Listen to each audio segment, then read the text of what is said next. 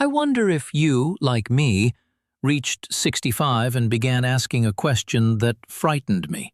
Not because I was afraid to fall in love, but because I honestly did not know whether I still could.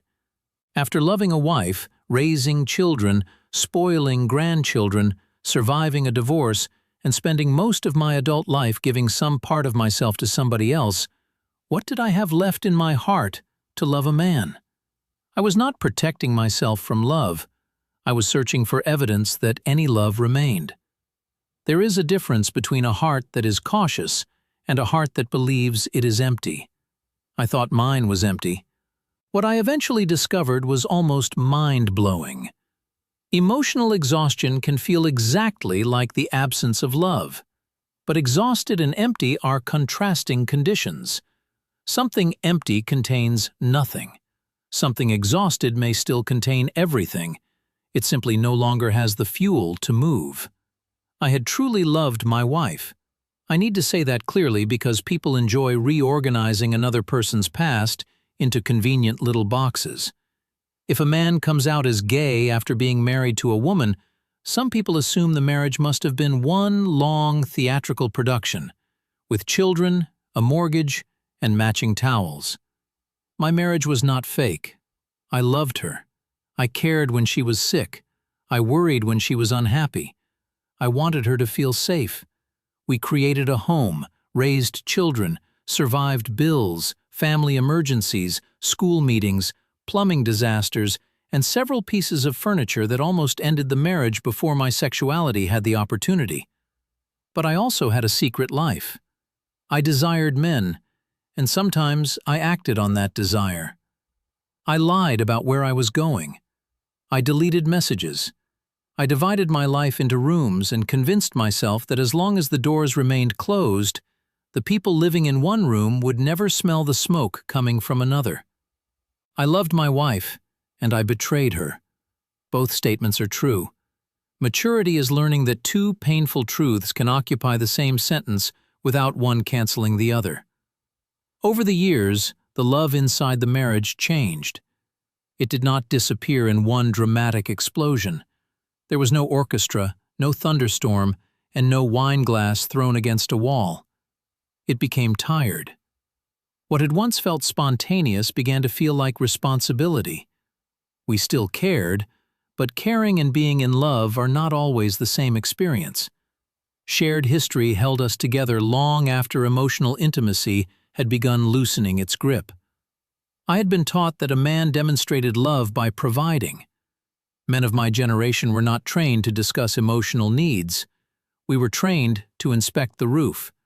If the bills were paid, the grass was cut, the children were protected, the refrigerator contained food, and sex occurred with enough regularity to confirm that everyone was technically alive, we assumed the relationship had passed inspection. I knew how to give love through labor. I could drive someone to the doctor, repair something badly before calling a professional, carry every grocery bag in one trip, because masculinity apparently depends on cutting circulation to your fingers, and make sure everyone else had what they needed. What I did not know was how to say, I need tenderness, I need reassurance, I need to feel emotionally held. A man seldom announces that he needs love. He says he is tired. He becomes quiet. He spends longer in the garage. He asks whether there is anything to eat, when what he really wants to know is whether anyone still sees him. Sometimes he translates emotional hunger into sexual hunger, because sex is one of the few forms of need men have been given permission to admit. Then the marriage ended. The divorce was not simply the conclusion of a relationship. It felt like receiving the final bill for an entire life. By the time the signatures were dry, I looked back at everything I had given and thought, that was it. That was my supply. I still loved my children. I still loved my grandchildren. That love remained present, active, and non-negotiable. But romantic love felt different. The part of me that had once built a life around another adult appeared depleted. I had spent decades caring, compromising, apologizing, providing, and trying to keep a family together.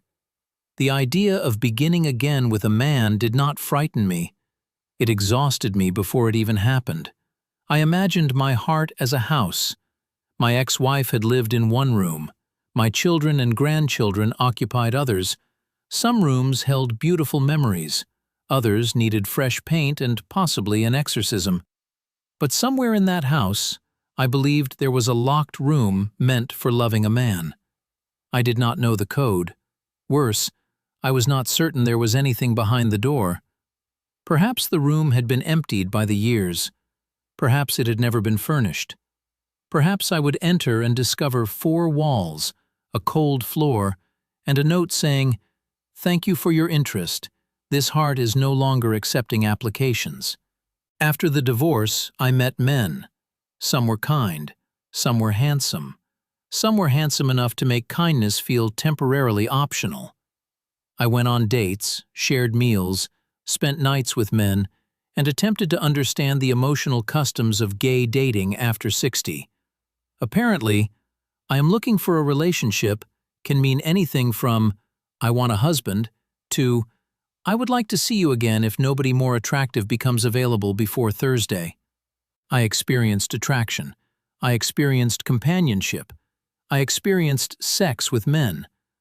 But none of those experiences answered my question. Desiring a man did not prove that I could love him.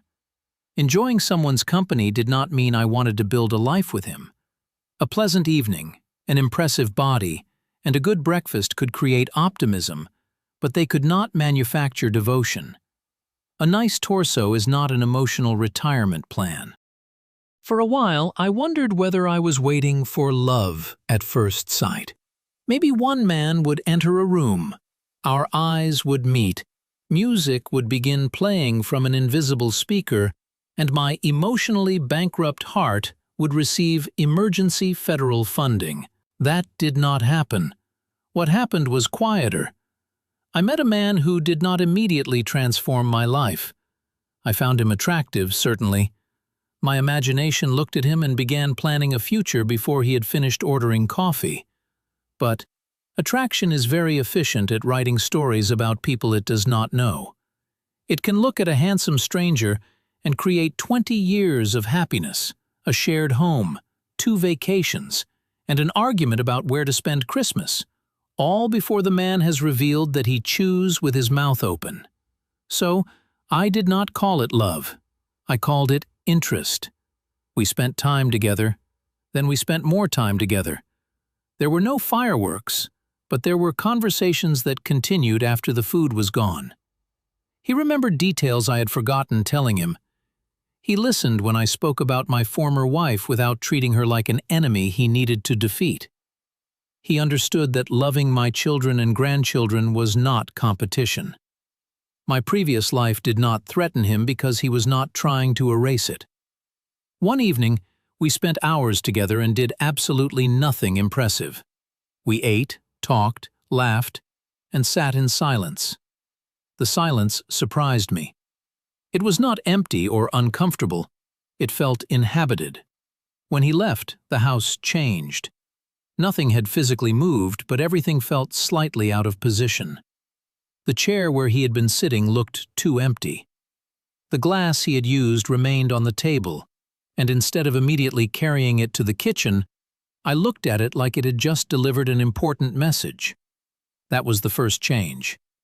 Then I began saving pieces of my day for him. Something funny would happen and I would think, I need to tell him. I would see food he liked, hear a song he had mentioned, or remember a story he had told. He began appearing in my thoughts without being invited. Frankly, at my age, anyone entering a room without an invitation usually receives a very different response. The emotional changes were followed by physical ones. I had more energy before seeing him. I stood differently. I smiled at my phone like a teenager and then enlarged the text because I was still a teenager with reading glasses. My body recognized his presence before my mind was prepared to name what was happening. I felt calmer around him and more alive after he left. There were sexual changes too. I wanted him. But desire was no longer the entire event. I did not only want access to his body, I wanted continuity with the person inside it. I wanted the conversation before sex and the morning after it. I wanted to know what frightened him, what made him laugh, how he behaved when he was tired, and whether he could load a dishwasher without starting an international incident. Sex had once provided temporary confirmation that men desired me. With him, desire became connected to tenderness. I did not feel chosen for one night, I felt remembered the next day. And slowly, without announcing itself, our shared experiences began creating the code to that locked room. The first number was time. The second was consistency. The third was tenderness. The fourth was reciprocity. He did not arrive carrying the code in his pocket. We created it together. Every conversation, every ordinary evening, every moment of laughter, every affectionate touch, and every promise kept supplied another piece. The code was not his face, his body, or the excitement of being wanted by a man. The code was the life developing between us. One day, I realized that I was already standing inside the room I had believed was empty. There was something there. It was not a magnificent fire. It was a small spark, quiet, fragile, and almost impossible to see. For years, emotional exhaustion had covered it in ash. I had mistaken the absence of flames for the absence of fire. But the spark had survived marriage, secrecy, fatherhood, divorce, loneliness, and all the years when I believed I had nothing romantic left to give. It had not died. It had been waiting for the proper fuel, and this man fed it, not with dramatic promises, but with presence. He fed it by returning calls, remembering my stories, making room for my family, touching me with affection, desiring me without reducing me to sex, and allowing me to care for him without making care my only function. Most importantly, he gave love back. I had spent much of my life understanding love as something a man provided. With him, love became reciprocal. I could care and be cared for. I could protect and be protected. I could hold someone and allow myself to be held. The fire grew because it was no longer surviving on fuel supplied by only one person. That was my realization. My heart had never been empty. It had been emotionally exhausted. Exhaustion had silenced it so completely that I assumed silence meant death. But a quiet heart is not necessarily a dead heart. Sometimes it is an underfed heart. Sometimes it has spent so many years producing warmth for everyone else that it no longer remembers what it feels like to receive warmth in return. The love I once felt for my wife was real. The love I continue to feel for my children and grandchildren is real. Loving a man does not improve, invalidate, or replace those forms of love. A new fire does not prove that every previous fire was false. It simply creates warmth in a different room. Perhaps love is not a limited substance that we distribute until the container is empty. Perhaps what becomes depleted is not love itself, but the emotional energy required to keep expressing it without nourishment. We do not always need a new heart. Sometimes we need the proper fuel: shared experiences, emotional safety, attraction, laughter, consistency, intimacy, and another person willing to place wood on the fire beside us. So, to answer the real question that had been haunting me for years, I finally discovered that I have far more in my heart to give this man than I ever imagined. No leftovers, no recycled promises, but a sincere love that feels almost unreal because I have never felt anything like it before.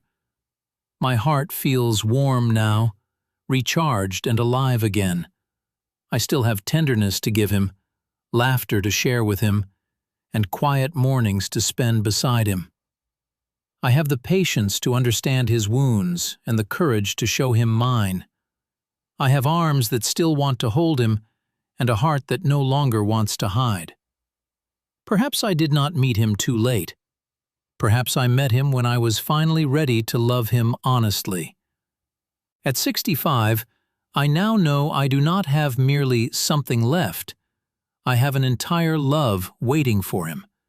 If you have spent years loving a family, surviving a marriage, caring for other people, or hiding an essential part of yourself, you may also wonder whether anything remains.